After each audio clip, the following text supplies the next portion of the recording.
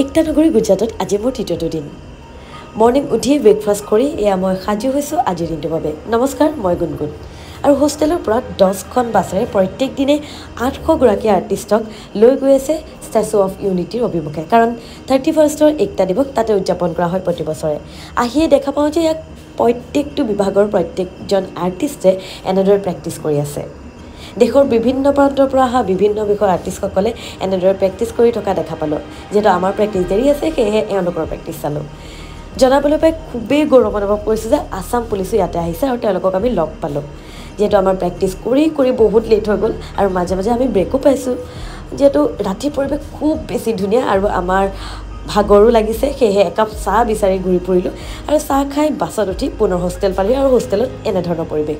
আৰু আমি খোৱা খানাবোৰ এওঁলোকে এনেদৰে বনাই থাকে ক্লিপটো লৈ থলোঁ আজি ভিডিঅ'টো ইমানতে এৰিলোঁ নেক্সট ভিডিঅ'লৈ পুনৰ আহি আছোঁ ফ'ল' কৰি যাব